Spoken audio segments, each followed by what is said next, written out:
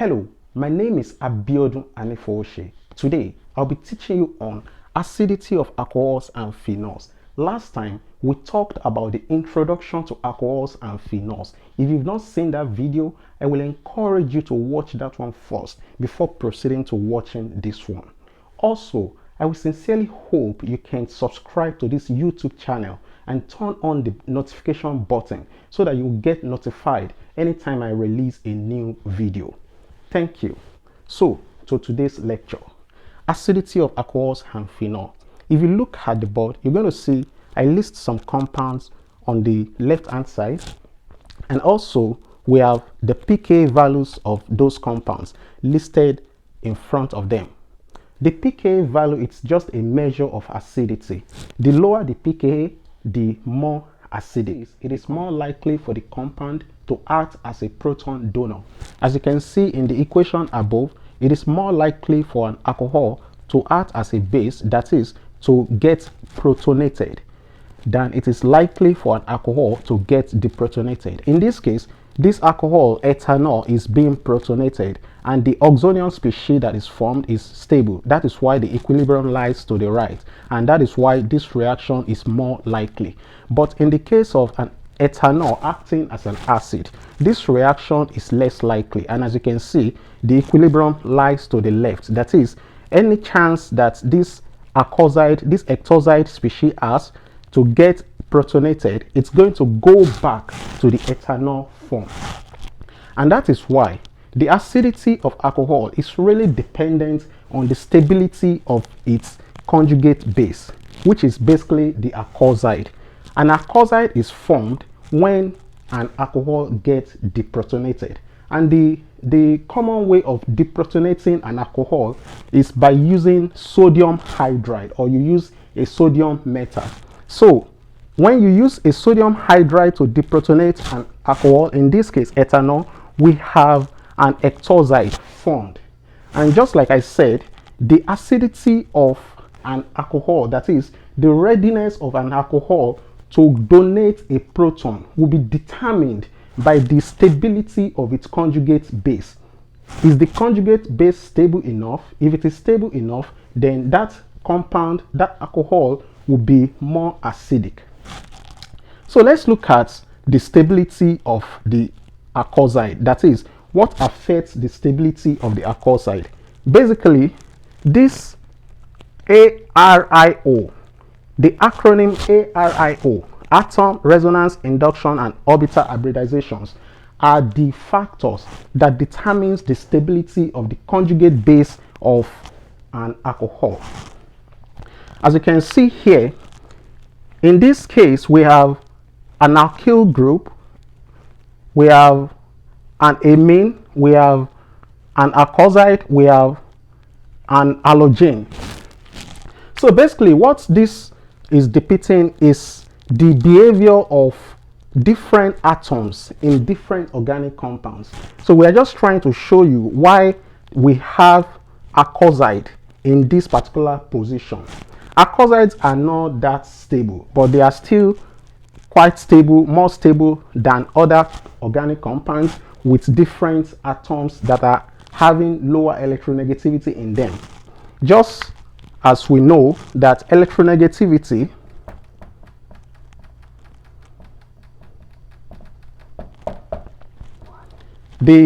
it's like the tendency of an atom to attract electron cloud to itself. How able is an atom able to attract electron cloud to itself? The tendency of an atom to attract electron cloud to itself. So here I'm going to compare carbon. So we have an alkyl group here. It's like having a carbon, and here it's like we have an amine. It's like having a nitrogen. So we are comparing atom. We are trying to appreciate this concept, ARIO, atom, resonance, induction, and orbital hybridization. How the different atoms in organic compounds can affect or determine their acidity or their tendency to stay in the negative species states. So in this case, we have the carbon here, we have nitrogen here, we have oxygen. We have oxygen here, we have halogen. let's say we have fluorine or chlorine, whatever. So the electronegativity increases across the period in the periodic table. That is, fluorine is more electronegative than oxygen. Oxygen is more electronegative than nitrogen. Nitrogen is more electronegative than carbon. So if we have carbonium ion or carbanion, sorry, if we have carbanion, this is carbanion. That is, we have a carbon with electron XX. Here we have a nitrogen with electron XS. Here we have oxygen with electron XS. Here we have halogen with electron XS. We have the carbanion is less stable than this. The one with the nitrogen, it's less stable. This is less stable than this, and this is less stable than the halide. The alkoxide is less stable than the halide. But here we can see the corresponding. Okay, so we have this as the carbanion as the least stable, and we have the halide as the most stable. What does this even mean? So this means that the halide form of this halogen is able to stay in this negative state more than a carbanion will be able to stay in this negative state. That is, this is more stable than this, and this is the least stable. But this is more stable than this, and this is more stable than this, and this is more stable than this. So what this really means in terms of acidity, you know, if we have something like this, let me clean this place. If we have something like this,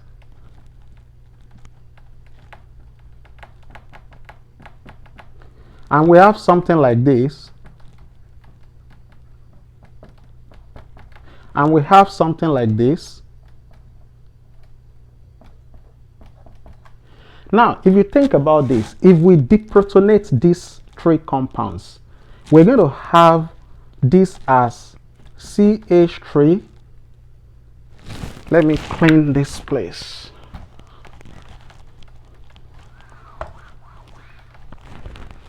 If we deprotonate these three different compounds, we're going to have something like this. CH3, CH. Let me write it like this. We're going to have CH, H, and we're going to have, if we deprotonate this, we're going to have CH3, N, H, and here we're going to have CH3, O. Here we're going to have these three different anions. These three different anions are able to stay in the negative states. So looking at the where we started, we said that carbon is the least electronegative. That means that carbon, the carbanion here, will be the least stable, and this will be the intermediate, and this will be the intermediate stability, and this will be the most stable. But it's not like it's that stable, but compared to the other organic compounds with the nitrogen in them and carbon in them, so oxygen is more electronegative. That is, it's able to pull the electron cloud, the excess electron clouds to itself, and be stable, at least mildly stable, and more stable compared to those with nitrogen and that with carbon in them. So basically, the Hario, atom resonance, induction, and orbital hybridization, they all affect the stability of the alkoxide, which is the conjugate base of an alcohol. So we're going to look at, okay, so we'll see that the pK of the carbanion, the one with the least stability, is about 45 to 50, which kind of justify what we explained here. This is the least stable, so it's going to be less acidic. That is, it won't readily let go of its proton. It won't want to let go of its proton because in this state it is not very stable. It is the least stable when we compare it to other compounds here. And this is the next one. The pK is about 35 to 40, and here we have 15 to 18 for the alcohol, and this is the most stable, which is the most acidic. We can see the pK, it's from -10 to 3, and so this is the most acidic compared to this other species here. So we're going to look at resonance, how resonance affects the stability of alkoxide. So if we compare, I'm going to clean this again. If we compare two different alcohols, we're trying to see how the stability of the alkoxides of different alcohols can affect or influence their acidity. So if we compare these two compounds,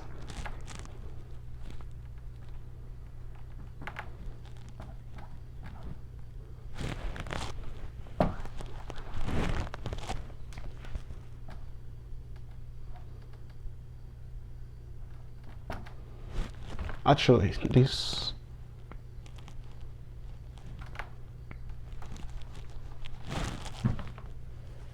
this compound, if we compare these two compounds, which one do you think will be more acidic?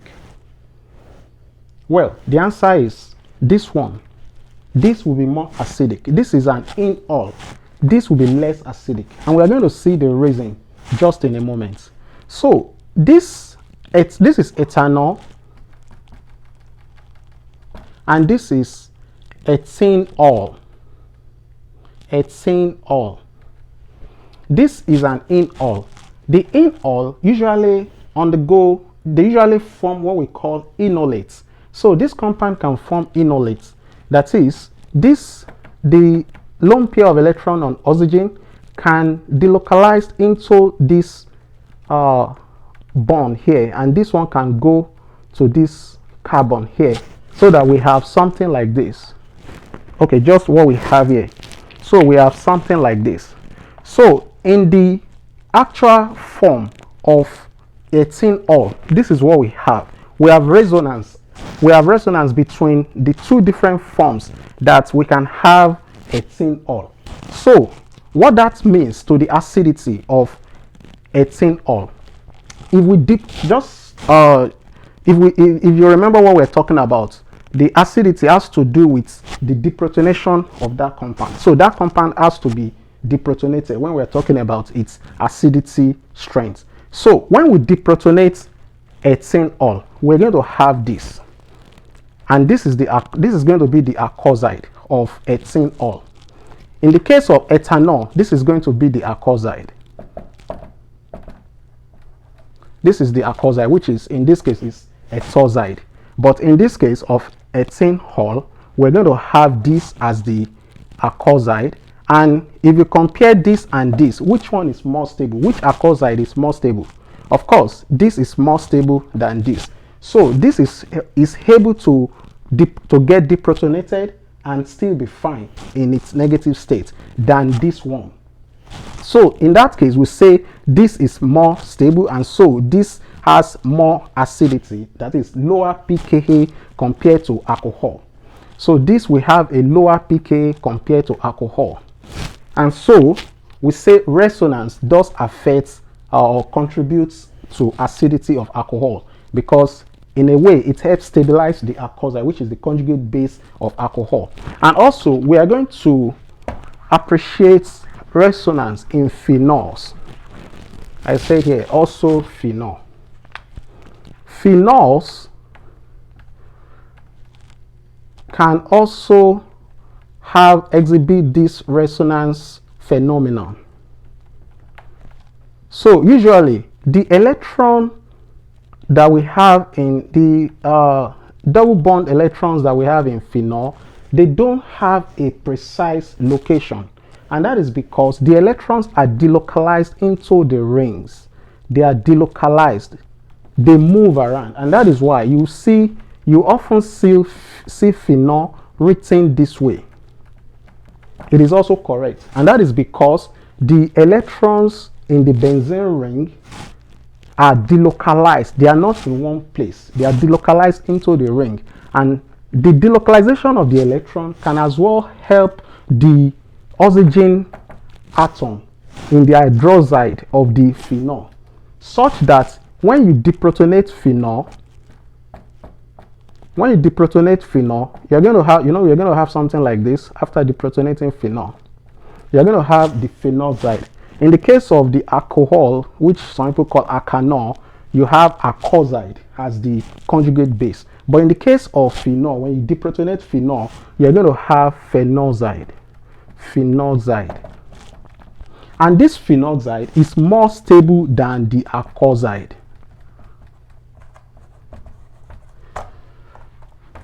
Phenoxides are more stable than the alkoxide, and you're going to see the reason in just a moment. Now, if you think about this, the phenoxide has the SS electron just as the alkoxide.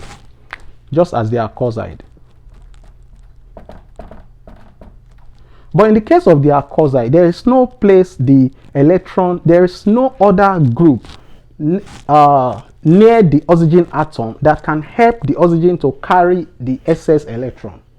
But in the case of phenoxide, these electrons that are delocalized are kind of helping the oxygen atom here to bear the brunt of carrying this SS electron, because the SS electron can delocalize into the ring, and so we can have something like this.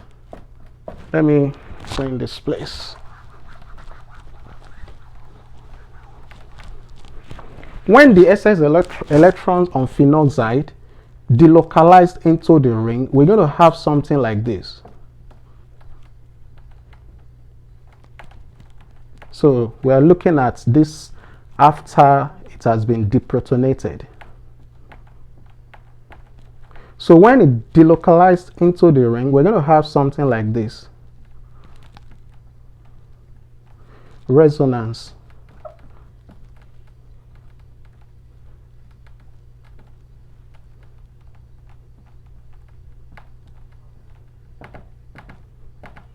Oh, sorry. We're going to have a double bond here, and the electron that was here before has shifted to this carbon to form a carbanion here, and so the movement of the electron continues. So this is going to further move to this place, and this is going to move to this place. So we have this.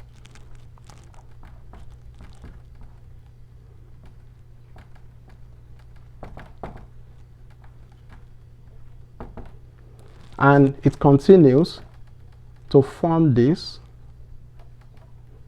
This can go like this, and this go like this. So we form this.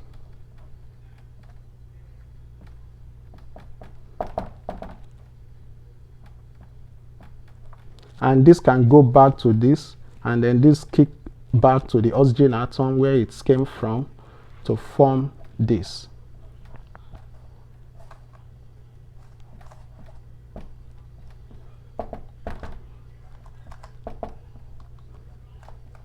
And so that is how resonance occur in phenol. So in phenol, in phenoxide, we have resonance happening here, so that this electron cloud is not really staying on the oxygen atom alone. It's in fact delocalized into the benzene ring, so that the effect of the SS electron cloud is not only on the oxygen atom. And so we have the different resonance form of phenol or phenoxide in this way. And so that is how the resonance effects also affect the stability of the phenoxide. And that is why we say that phenoxides are more stable than the alkoxide, because the SS electron on the oxygen atom are delocalized into the ring in phenoxides. The next one is induction, inductive effects. So we are going to appreciate inductive effects so let me clean this place. So I'm going to redraw these structures here. So between these compounds, between this compound and this compound,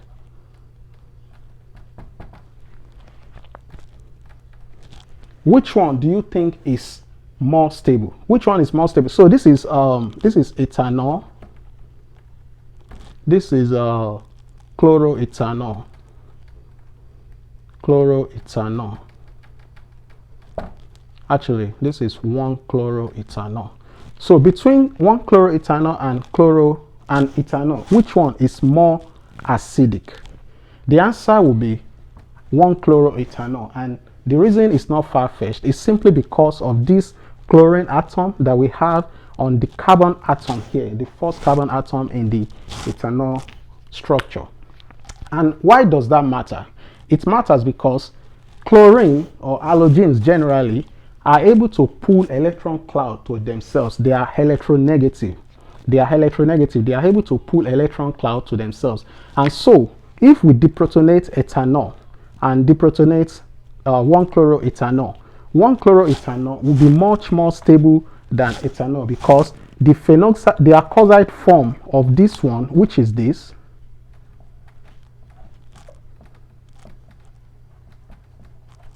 the alkoxide form of this one, which is this, will be more stable than the alkoxide form of the ethanol. By now you know what the alkoxide form of the ethanol is this, the etoxide. This is more stable than this, and the reason is because the chlorine is able to take part of the electron to itself. The chlorine is able to pull part of the electron to itself. It's able to kind of pull part of the electron cloud on the alkoxide form to itself, and so this alkoxide is stabilized more than this, and so this will have a lower pKa value than ethanol, and so this will be much more acidic than the ethanol. And that is the same thing I've explained here. The next factor that can affect the stability of alkoxide is solvation, which is kind of solvent effect. I've explained that here, but I would also like to clean this place and maybe explain again. So you can see, if we have alcohol deprotonated and we have a solvent, we have water, we're using water as solvent.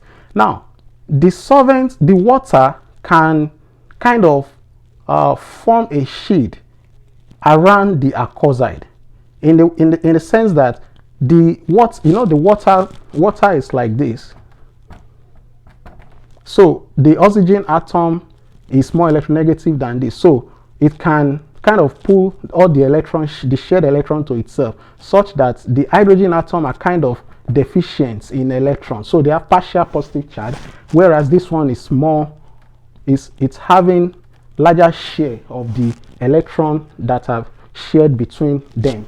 So this becomes partially positive and partially positive charged, and they are able to, with their partial positive charge, they are able to kind of pull the electron clouds on alkoxides to themselves. So we can have, so when we have alkoxide like this,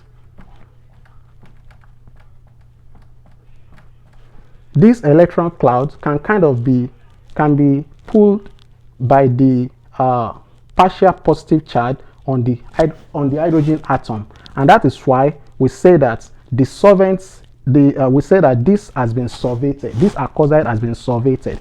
But the important thing about solvation is that the alkoxide must be less bulky.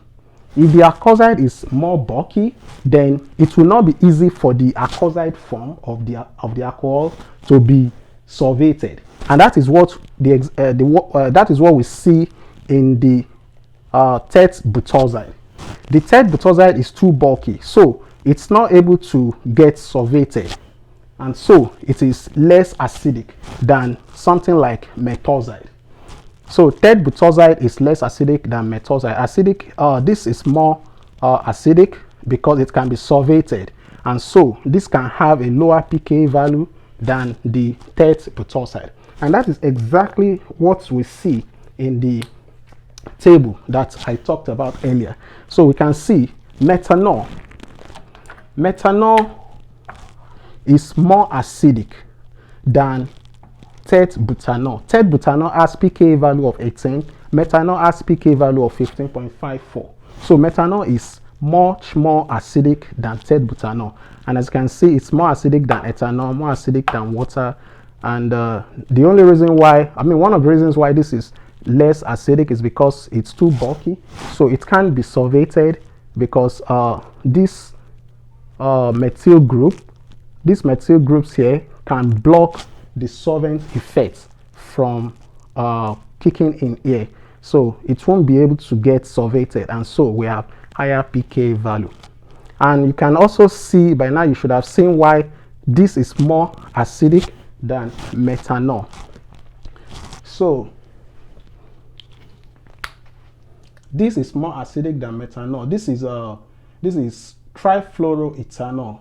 In fact, this is 2,2,2 trifluoroethanol. Last time we talked about the introduction to alcohols and phenols. There we also talked about the nomenclature of alcohol. So I believe by now you should know how to name this one. If you don't, you can review that lecture. You can check my channel to see the lecture Introduction to Alcohols and Phenol. You will see how we name alcohols there. So this is C. This is C F F F C H H O H. So we are saying that this is more acidic than methanol. In fact, it's more acidic than ethanol itself. And the reason it's not far-fetched, you can see I explained the inductive effect. You have the fluoride ion, the fluoride atom, fluorine atom, fluorine atom, fluorine atom. So we have 3 fluorine atoms on a carbon in the ethanol structure. So what that means is that the fluorine atoms are going to pull the electron cloud on the alkoxide of this compound after it gets deprotonated. That is, after it's behaving as an acid. So if we deprotonate this, we are going to get this.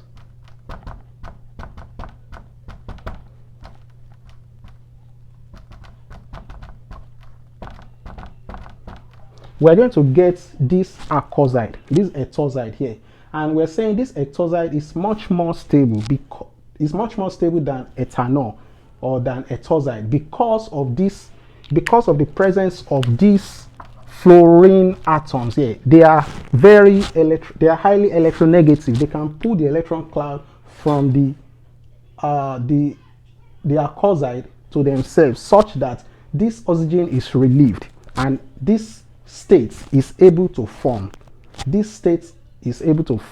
So when this is able to form, then the equilibrium will shift to the right, and that is why this this compound is possible, and it's much more stable than the corresponding ethanol.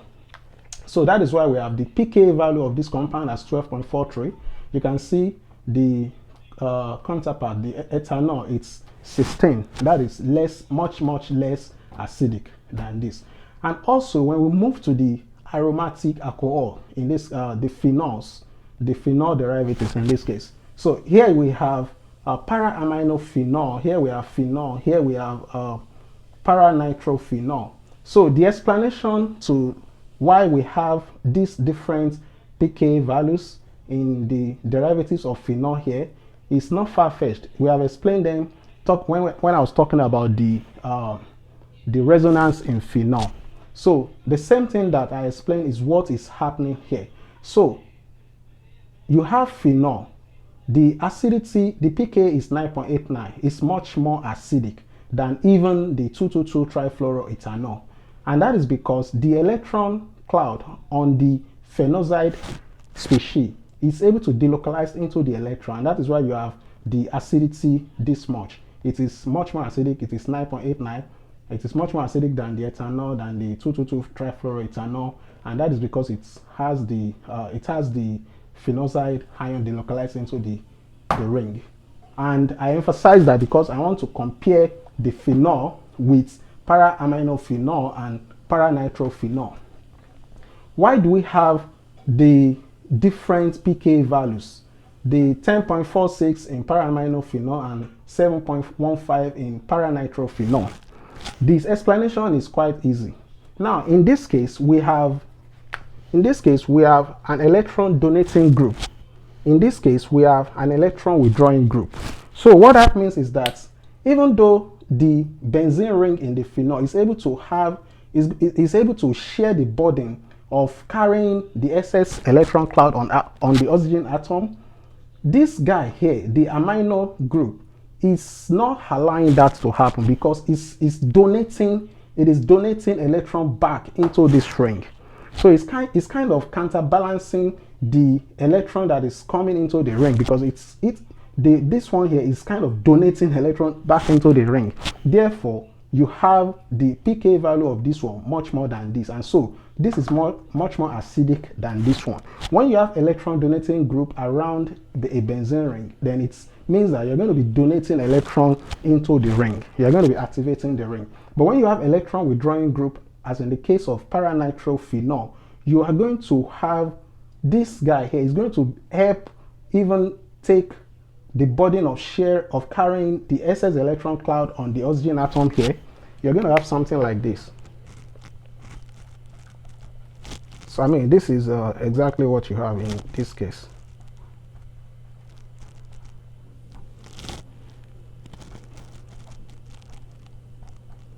So when you deprotonate a paranitrophenol, and the electron cloud start delocalizing into the ring, it's not just going to go like this, and then kick back to this side. It's going to also involve the nitro group. The nitro group is going to participate in the sharing, in carrying the burden of the electron cloud on the phenoxide form of this compound, and that is why it is strongly acidic as compared to when compared to phenol. It is much more acidic when compared to phenol. So the presence of electron withdrawing group on a phenoxide is helping the phenoxide to even be more stable, and that is why we see this trend in the acidity of these different compounds. And that will be the end of this lecture today. We have seen how the stability of alkoxide, which is the conjugate base of an alcohol, can affect the acidity of the alcohol itself. And we have seen how the different factors, atoms, resonance, induction, and orbital hybridization, can affect the stability of the alkoxides which is the conjugate base of the alcohol. And so we have appreciated the different factors that affect the acidity of alcohols and phenols. This is going to be the end of the class today. And also, before I go, I would like to encourage us to subscribe to this YouTube channel and click on the notification button as well, so that you see the new video. Anytime I post a new video, you're going to see them immediately. You're going to get notified basically, and you're going to see the new videos, and you can watch them. And this is the end of the class. See you in the next lecture. Bye.